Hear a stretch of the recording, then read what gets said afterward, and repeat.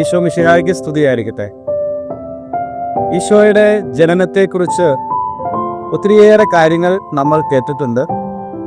ഈ ക്രിസ്മസിൻ്റെ അടുത്ത ഒരുക്കത്തിൻ്റെ നാളുകളിൽ ഈ 25-ൻ്റെ നോമ്പിൽ നമ്മൾ ആഗ്രഹിക്കുകയും പ്രാർത്ഥിക്കുകയും ചെയ്യുകയാണ്, ഈശോയെ അങ്ങ് ഞങ്ങളുടെ ഹൃദയത്തിൽ എഴുന്നള്ളി വരണമേ എന്ന്.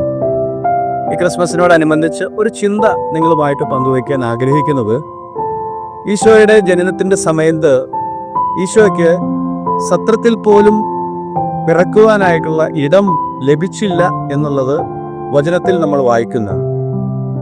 അന്ന് ഈശോ ജനിച്ചത് ഒരു കന്നുകാലിക്കൂട്ടില എന്ന് പറഞ്ഞാൽ മനുഷ്യര് ഇടം കൊടുക്കാതിരുന്നപ്പോൾ കന്നുകാലികൾ ഈശോയുടെ ജനനത്തിന് പിറവിയെടുക്കാനായിട്ട് ഇടം കൊടുത്തു എന്നുകൂടെ. എന്ന് പറഞ്ഞാൽ മനുഷ്യർക്കില്ലാതിരുന്ന ഹൃദയവിശാലത മൃഗങ്ങൾക്കുണ്ടായിരുന്നു എന്നോ, മൃഗങ്ങൾക്കുള്ള അത്ര പോലും ഹൃദയവിശാലത മനുഷ്യർക്കില്ലാതിരുന്നു എന്നുള്ളതുമാണ്. അതുകൊണ്ട് ഈ ക്രിസ്മസിന് നമ്മൾ ഒരുങ്ങുമ്പോൾ നമ്മുടെ ഹൃദയങ്ങളെ ഒരുക്കിക്കൊണ്ട് ഈശോയെ അങ്ങ് ഞങ്ങളുടെ ഹൃദയത്തിൽ വന്ന് ജനിക്കണമേ, പിറക്കണമേ എന്ന് നമുക്ക് പ്രാർത്ഥിക്കാനായിട്ട് സാധിക്കട്ടെ.